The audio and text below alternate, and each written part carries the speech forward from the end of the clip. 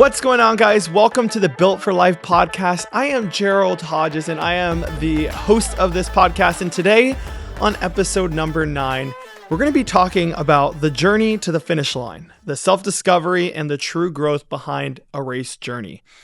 And before I get into this podcast episode, it is currently only 7 o'clock. I should not be this tired, but I did just chug a First Form energy drink.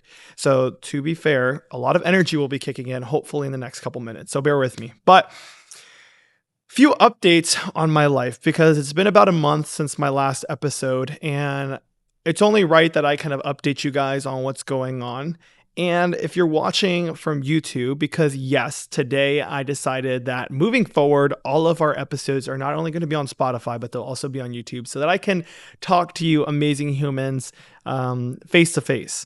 And I post clips on my Instagram, but I want the full length video to be on YouTube. So if you guys would rather listen there, please make sure you like and subscribe so I can continue to do this. But as you can probably see from this video, if you are watching, I'm in a new setup. I'm actually in the lobby of my studio, Hodges Fitness, which is the logo right above me. And I decided that I'm going to make this the home base for my podcast episodes. But also, I'm just going to give it to you guys straight. Relationship status updates. I am currently not in a relationship anymore. And I don't mean currently. I'm not in one, period. But that did have an impact on my podcast scene, because my partner office is where I was recording my podcast. I built out the podcast room there. And so I honestly believe everything happens for a reason, but honestly, I'm very happy with where I'm at. I had to get a few new pieces of equipment, but I'm committed to making these podcasts continue and continuing to document and share the journey of my life. But I will be honest, it's been quite the experience being out of a relationship, but in a good way now, as you guys can probably understand. You get out of a relationship and you go through these seasons of different emotions. You got hate, you got resentment, you got guilt, you got sadness, and you go through them at your own journey. But I will say I've gone through it all, and I'm on the upside of it, and just kind of in the journey of just figuring out life on my own and just loving on myself and being there for my family and vice versa. They've been there for me, and I'm so appreciative of that. And I'm going to continue to just focus on building myself, building my platform, building my podcast, building the gym, and building from within. So it's been a great journey, but I will say that's kind of what the delay has been with my podcast and the new location. So outside of that, though, this episode is inspired by my most recent marathon. So if you're following me on social media, you might have seen I ran the Marine Corps Marathon, and it was their 50th anniversary. They had over 40,000 people running this race. And that's a lot of people. But it was probably the coolest experience ever. I think it's the fact that it was in my backyard, maybe. It was the fact also that my family was able to get there because it was so easily accessible, and my friends as well. And just seeing people that I know on the course running their first marathons, and just being home, it just hits different. And I was very blessed, very happy to run that race and be a part of it, because I know it did sell out. Luckily, I was on top of it this year and bought my ticket in advance. So that marathon had a good turnout. I had a pretty solid prep from that. I had ran my first marathon in June. It was the Nashville Rock and Roll Marathon. And then, So June, July, August, and then September, then October. So about 4.5 months or so, I was prepping for my Marine Corps Marathon. And my first marathon, I finished with a 3:46, and my goal was to shave off about 20 minutes. And I ended up shaving 26 minutes off and finished in 3 hours and 20 minutes. So that's a huge win. And I guess that is another life update for me, because that has been a big focal point for me recently when it comes to my fitness goals. And I want to share more about that journey with you guys. But I've had a lot of people reaching out, expressing questions, but also just compliments of inspiration just from my journey and sharing that. And I feel like it's only best for me to share that experience with you guys while it's still new and fresh, because I just can reflect on this race so vividly since it was just a couple weeks ago. And for my own personal documentation, like being able to look back and hear about my Marine Corps marathon for the first time. So I want to share that with you guys. And I kind of talked about my marathon experiences, but I want to preface this. I am not just like this person who was born super athletic. I did not come out the womb or leaving college as a runner, as a triathlete, none of that. I just did one sport, that was diving. And it does not correlate to land sports whatsoever. So before you say diving has been my competitive advantage for running, it had nothing to do with that. But I want to share this journey because I don't want you guys to be thinking that you're comparing yourself to somebody who's different from you. I'm very much the same in the sense of when I first started running 3 years ago. Yeah, it's been 3 years of just running and doing races along that course of time, but learning how to run, I can't even say I've mastered running, but mastering my form, understanding my body, how my body tolerates running, my heart rate. It's like a whole thing. And I don't want to overwhelm you, but I want to share that the journey of becoming a runner or an endurance athlete in any regard does not happen overnight. It does not happen in a year or 2 years and 3 years. Granted, I feel like I've had significant growth in the last 3 years, but that doesn't mean I'm where I want to be necessarily. But it all started in 2023, and it didn't even start with a race. I was doing like bodybuilding type of workouts, hypertrophy, just traditional strength training, like probably many of you guys. And I really didn't do any cardio. I did occasionally run like a mile or two on the treadmill just to try and shed some fat before going to the beach. But aside from that, I really never truly got into running until after 75 hard, which was like kind of my awakening moment of what being on a journey towards a North Star can do for you.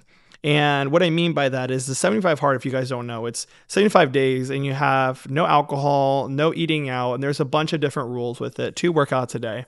And it was very hard, but it gave me so much structure, it gave me direction, it gave me a lot of self-control, and accomplishing that gave me confidence and realization that if I have something that I'm working towards, my life becomes so much better.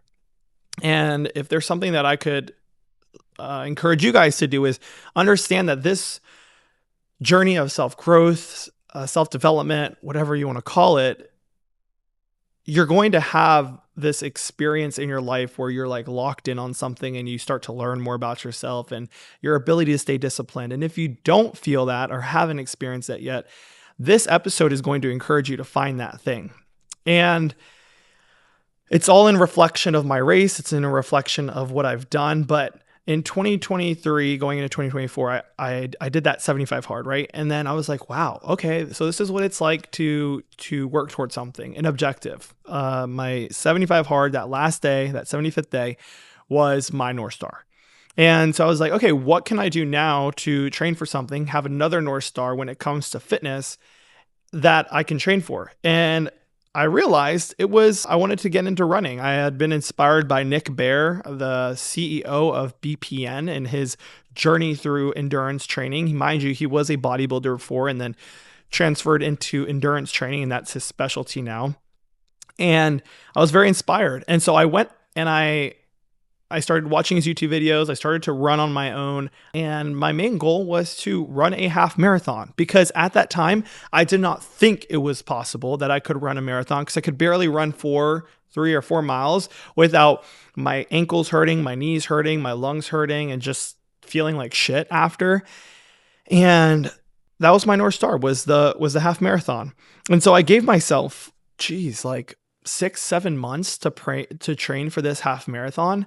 And it was the Rock and Roll half marathon in DC. And I did it. And The journey leading up to it was definitely like a learning experience, just trying to understand my body, my heart rate, going through the aches and pains. Because the truth is, when you do not run, you will experience a lot of impact on the body. It'll be sore a lot, you'll be aching a lot. So it's very important that you're stretching and treating those things accordingly. But the reality is, your body is not used to running that much. And if you think about like each step of high impact, if you don't do that often, if you just run out and do 2 miles, that's 4,000 steps of high impact that you never do. Just think about how much your body's going to feel that afterwards, right? And so let alone 4 miles, 6 miles, getting up to 13, that was crazy, right? But that was my North Star. And once I hit that, I realized, I was like, I could do it. Like, yeah, I was tired as hell crossing that finish line. I was exhausted, but it gave me the confidence to know like, okay, if I could do a half marathon, what else can I do? And then I proceeded to work towards my first Ironman 70.3. So in early 2024, I decided to just start training in the pool. And after the half marathon, I started to try and swim and relearn swimming, because diving and swimming are completely different sports. So just kind of learning the strokes and stuff. And I got a bike, learned that, and I did my first Ironman. And that one was in June of last year. And then I did another one in September of that same year to cut my time, because I knew that after my first one, I could do better. And I'll kind of talk about why I had that approach. And then I did a Hyrox, and then I did my first marathon this year, and I did my second marathon this year. And I'm not saying all this to brag, but I want to show you guys that the process of becoming a marathon runner, or a runner in general, or this can be for any form of athleticism, whether it's Hyrox, CrossFit, even just working out at the gym on your own, there is going to be this process of you learn something, you become confident in it, then you get to that mindset and confidence where you can then move on to the next thing. And for me, it was starting with a half marathon, then moving to a 70.3 Ironman, which is a half marathon, but with swimming and biking in it, and then doing it again to get more confident, and then trying a Hyrox. But then I knew that if I could do an Ironman 70.3, I had the confidence to eventually maybe do a marathon. Like, it was going to be a stretch, but had I not done the other things leading up to it, I would have never tried. And so I know many of you guys are trying to feel inspired by all these big athletes on social media. You're like, oh my God, yeah, I want to do that. I want to run that marathon. But you haven't even ran a 5K, girl. Like, how do you expect to go from a 5K to a marathon? And so just giving yourself that confidence to know that people like me, people like you, we all need to have these baby steps to becoming that version of ourselves, the athlete, the professional, whatever you want. Like, I use fitness as a metaphor for life, because if you truly understand the mindset, the growth behind fitness and everything I'm talking about, and you apply it to your actual life, it is applicable to everything. No doubt about that. And so I wanted to share the history of my races, because it took a while. It took years of me trying something and becoming more confident, right? So I want to share how these races have changed my life, what putting a date on your calendar can do for you when it comes to signing up for something. And then I want to talk about how this also gets you in shape and a few other things. Okay. So, and we'll keep it pretty tight and short, because I'm committed to keeping these episodes brief. So it's changed my life in more ways than I can even explain. But I will say the first is I found enjoyment with fitness. When I initially told you guys, I started working out just at the gym on my own, doing a lot of strength training, hypertrophy, bodybuilding style workouts. Kind of had this vision, I want to do a bodybuilding show one day. But I got so tired of the repetitiveness of just lifting, and there was nothing stimulating about it. Like, yeah, my muscles were growing. And I think that's what created the disconnect between my passion for fitness and the why behind it. Was I was passionate about becoming healthy, becoming stronger, but my why was just to look better. And to just look better, there's this thing called body dysmorphia. You're never going to look as good as you want. There's always something that you want to change. There's something you want to get, something that you want to enhance, something that you want to shrink, whatever the case might be. There's always going to be this next thing that you're looking for when it comes to your physique.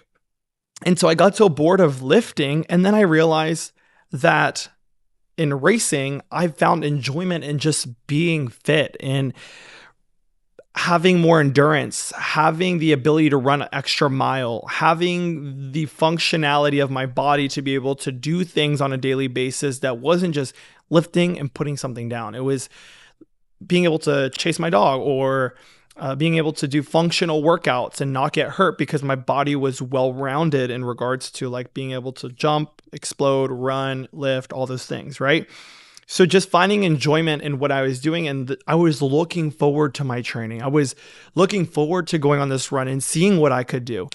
But when I was just lifting at the gym, like at the beginning, yeah, you look forward to it, and then it starts to wear off, and then you're like, what am I looking forward to? But having a race to look forward to, it makes your training more exciting, more stimulating. The second thing is I realized that good things take time, and truly being able to understand that gives you patience and optimism in everything that you do in your life.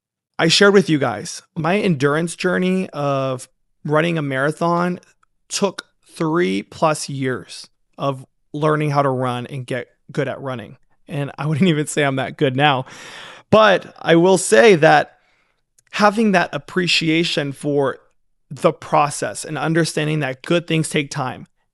Like I said earlier, you can't get good at running in one day, 1 week. It takes years. And if you can understand that good things take time, you are going to have that same sense of appreciation, understanding, and respect for everything else in your life that takes time. That might be a promotion at work. It might be starting that business. It might be that relationship that you are aspiring to have in your life. These good things take time. And I learned that from training for these races, that if I really want the outcome that I want, I need to be patient with the process. And the last thing was I've gained so much confidence in myself and my ability to do hard things, but not just in fitness, in life, in business, in relationships, in friendships. When you do one race, it gives you the confidence to do something that's a little bit harder, a little bit longer. And that same confidence that you carry into doing something longer and harder, it gives you this new sense of understanding of what you are capable of. Think of it this way. I was actually thinking about this at the gym the other day. So I was doing Bulgarian split squats, and if you know what those are, they're probably like the most painful movement that you can do for your legs, and no one likes to do them. And I had 3 more reps to do. And I had a mindset shift where I compared those 3 reps. I was like, Gerald, you can do this. It's 3 more reps. Would you rather do 3 more reps or 3 more miles? And knowing that I could do 3 miles, I was like, oh, 3 reps is nothing. So what I'm saying here is you have a new perspective on what's hard. And that applies to everything. You can go out and run 26.2 miles in the freezing cold. You know damn well you can get up at 5 a.m. to show up for that job that might have a hard project for you that day. Or show up on that Monday with that attitude that you need to get through and show up for yourself and your family. I'm just giving you examples, but what I'm trying to say is your definition of hard changes because you become more confident in what you're capable of simply by doing hard things like a race. And I'm not saying that my hard thing can be the same hard thing as you.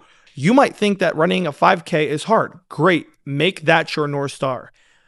For me, doing a 26.2 mile was my hard. And now I have this new level of understanding of what is hard. And so things in my life become more tolerable. And I become a better version of myself. And so I want you guys to understand that perspective, because I think that's something that I took away from this endurance journey of becoming, and I think it's something that could be very applicable to you. Now, why is it so important to put a date in your calendar for a race? And what I mean by this, for anyone that's new to endurance, and if you are an endurance athlete, you know what I'm talking about. We're coming up on a new year. I'm already planning what races I want to do next year, right? When it comes to Ironman, when it comes to Hyrox, I put these scheduled events in my calendar because it forces me, and I wouldn't even say force, because I don't feel forced to show up to the gym. I feel encouraged. I feel inspired to show up to the gym because I have something to train for. And I will say, having that North Star gives you that extra boost that you need to show up to the gym every day, to show up for your trainings every day. And that momentum carries into everything else that you do. You know, you have a race coming up. You're going to show up for your training session. And then afterwards, you're going to feel so freaking good. That confidence, that energy is going to carry into what you do at work, and you're going to perform better at work. And then you're going to do so well at work that you're going to go home and you're going to feel freaking amazing. You're going to go home to your partner and have that same energy. And it just carries into everything that you do. So I want you to understand that the training, that journey, having that date on the calendar is more than just having a date on the calendar, but it just sets the energy, it sets the momentum for the rest of your day to day. In regards to day to day, it also gives you structure. You show up every day having an intention.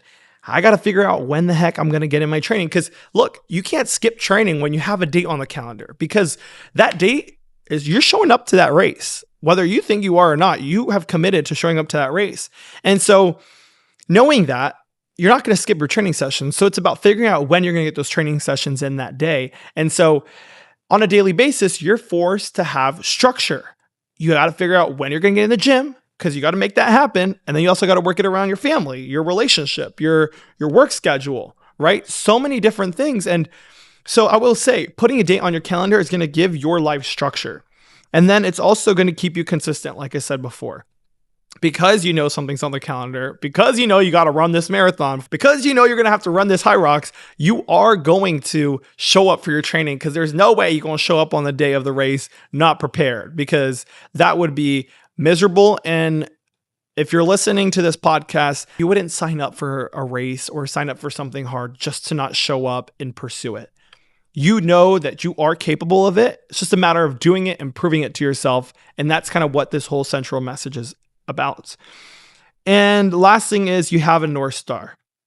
Like I told you guys before, when I was lifting weights all the time, I didn't have direction. I just kept lifting and going to gym, or going back to my gym and working, and then going back to the other gym and working out.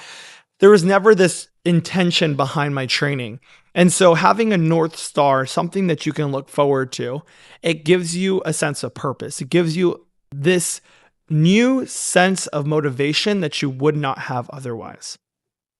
And I want to tie all this to one big important thing, which is, you might be like, yeah, a race sounds great, but I'm just trying to get in shape. And let me tell you why this is the best way to get in shape.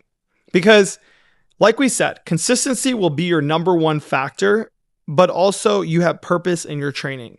So rather than just showing up to the gym and just doing whatever, having intention and purpose behind your training, you're going to go harder. You're going to be pushing yourself. And you don't think that your body is going to adapt that and you're going to look freaking better, because you will. And that's the truth behind it. Second thing is, you fall in love with the process of becoming fit rather than chasing a goal like a good physique. When you do a race, you're not just looking to do it to say you did it. You're looking to do it because you want to prove to yourself that you can. And by proving to yourself that you can, you immediately start to believe that you are more fit every day that you show up. And so having this mindset of just becoming stronger, faster, more fit, rather than just looking for a physique, you're going to feel this sense of accomplishment more fast than you would if you were just chasing physique goals. Because you guys know, you look at the mirror every day, you don't see a difference. But endurance training, races in general, when you do them, you actually can see your progress. You can track it, right?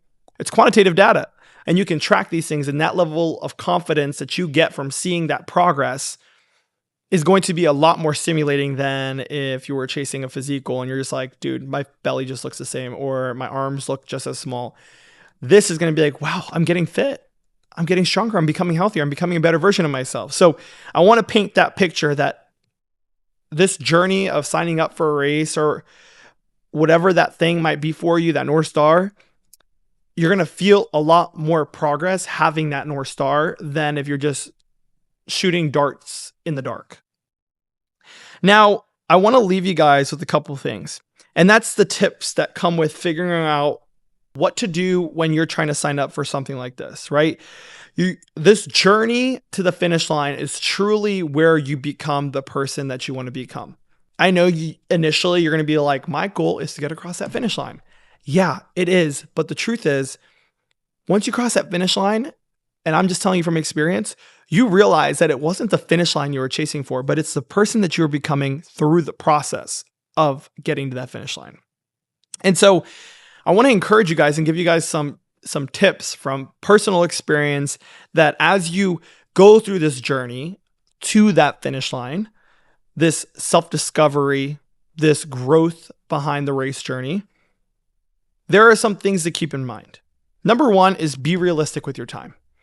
If you are going to sign up for an Ironman and you work a 9 to 5, you have a second job at a bar, you have kids and a wife, and you got sports on the weekends, and it's all on you to show up for them and bring them there, it's probably not the most wise idea to be committing to a sport or a race that's going to require you to train for 40 plus hours a week. Now, on that same breath, you want to make sure that it's not something so easy that you're not even going to really benefit from it, right? So have that in mind too. You want to make sure that it's going to be challenging in your schedule, but also be realistic. The second thing is being patient. This journey of becoming, as you train towards that finish line, is the most important part.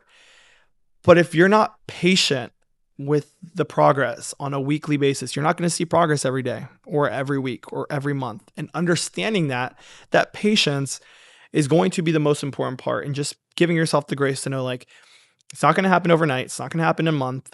It'll take years. And understanding that will give you so much more peace of mind going into this. The third thing is getting a coach or buying a program. The guidance will make sure that you approach your training safely. Obviously, you're not going to overdo it. You don't want to go out the gates running no miles to 20 miles, but also you'll have a game plan. And yeah, we talked about a North Star, but a North Star without a game plan is just a North Star. And understanding that if you want to win, if you want to succeed, you need to make sure that you reduce as much friction from that as possible.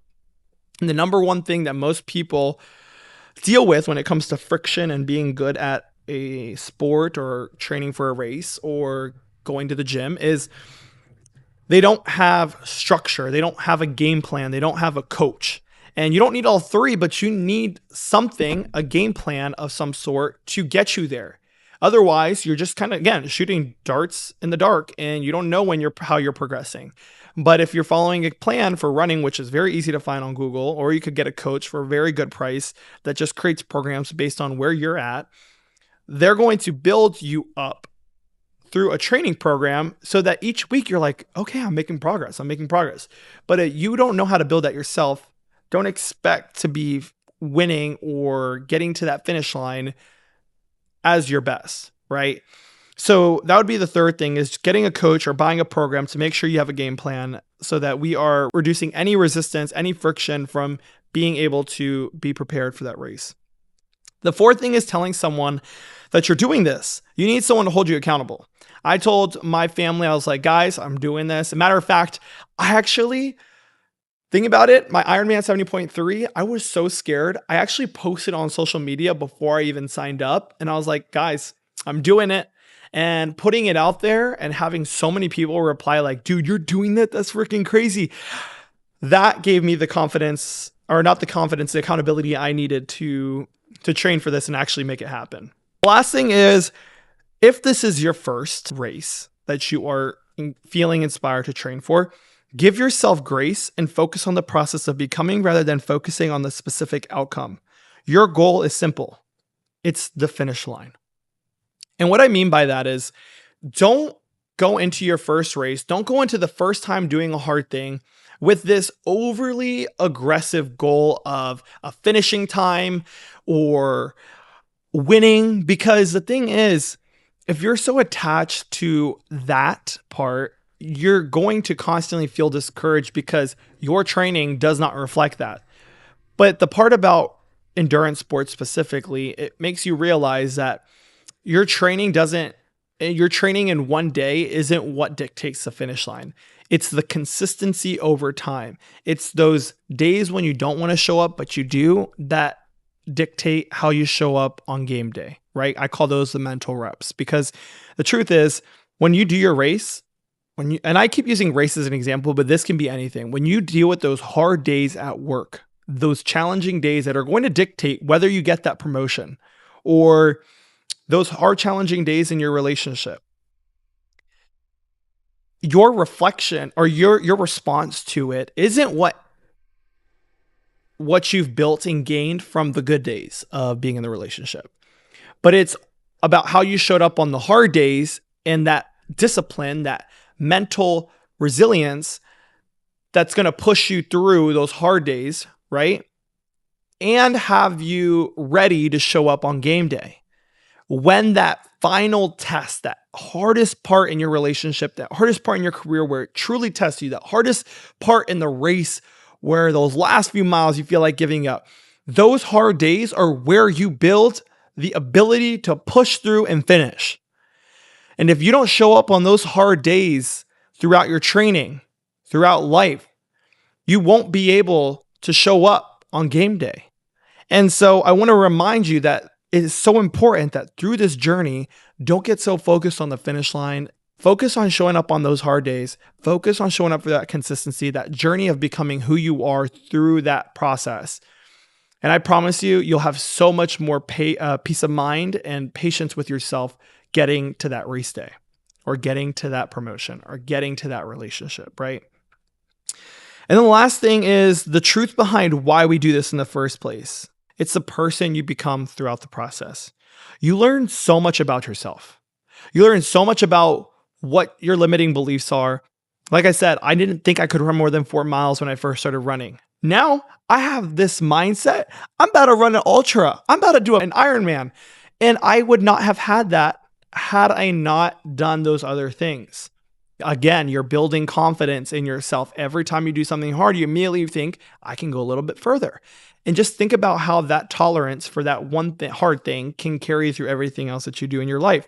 And you just learn so much about yourself and what you can do. And to that same note, you dismantle so many limiting beliefs.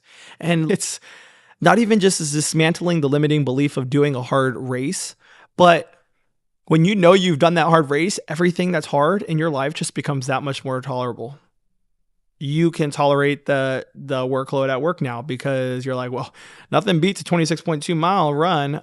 You know what I'm saying? Like, you just become that much more mentally resilient and just overall stronger, and have a bigger tolerance for things in life, which will help you, will propel you in life and in so many ways. And then also, when you experience moments where you prove you can do something you never thought possible, you have a mindset shift of your limits. Suddenly, other goals become that much more obtainable. So if you think, gosh, I'm trying to not use the same examples. I'm going to use a business example because I'm an entrepreneur. If you think that starting a business is so hard, how about you start with a couple clients, one-on-one? Show yourself that you can do that.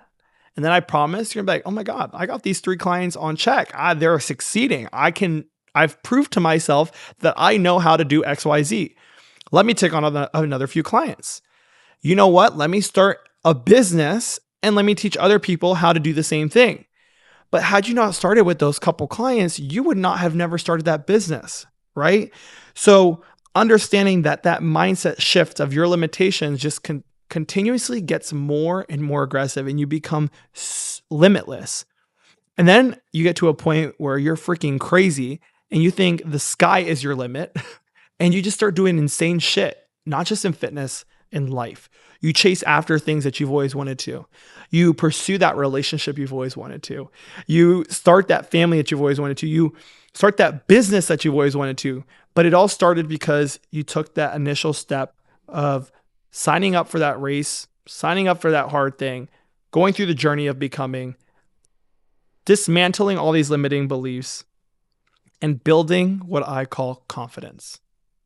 And that is my central message for you guys, is you want to build confidence in your life. You have no other way of building confidence than doing. You have to do.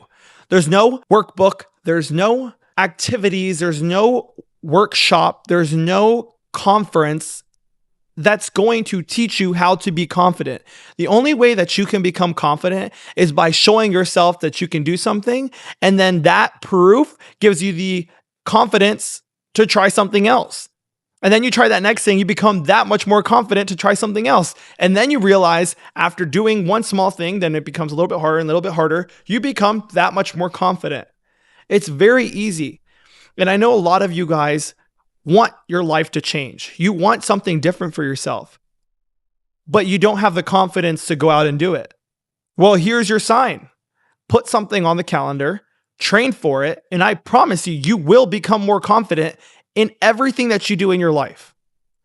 And I say all this with passion and love because my life that I'm building, the foundation that it's built on from here on out, the success that you see, and I'm not saying this in a way I'm trying to brag, I'm just trying to put the reality out there and manifest that the direction of my life is built on the foundation that I'm sharing with you right now. And it all comes to like what I've been doing, these races, the confidence I'm building. And I want to share this with you because that could be the only thing that's holding you back from you building that life that you deserve. And so I hope you feel inspired. I hope you feel motivated. I hope that this message resonates with you. Because truly, at the end of the day, you are the only one that gets to decide what your life looks like. You're the only one that's going to take action. And you're the only one that deals with the consequences of not taking action. No one else will care. And I know that's the hard truth, but I've realized that through this journey, I have to do things for myself. It's not selfish. It's loving yourself. And the moment you start to take action and build confidence, you realize that you are loving yourself in the ultimate form. That's all I got for you guys today on episode number 9. I will see you guys for the next episode. If you guys found this podcast inspiring, informative, please like it, share it, send it to someone who you feel like might need this podcast. And I just want to say I appreciate you for making it to the end of this episode. I told you it was going to be shorter, but it wasn't. It was 40 minutes long. But I have so much passion behind this. And I talked to Crystal Renee, and she is a big podcaster on Fox 5 the other day. And I was asking her, like, I'm trying to figure out what I want to share more of. And she's like, talk about what you're passionate about. Because if you can talk about what you're passionate about, you will never shut up about it. You'll always be passionate and excited about it. And I want to share my passions because it might not be directly relatable to you, but in some way, I'm sure you can apply this into your life, because if you're a growth-minded individual, you take what everyone says and find ways to apply it in your own life, whether it's relatable to you or not. There's always something to learn from everybody. And so take that. I appreciate you guys making it to the end of this episode. Please like, please share. I will see you guys on the next episode. Until then, keep growing, keep pushing, keep building the life that you deserve, and I will see you guys later.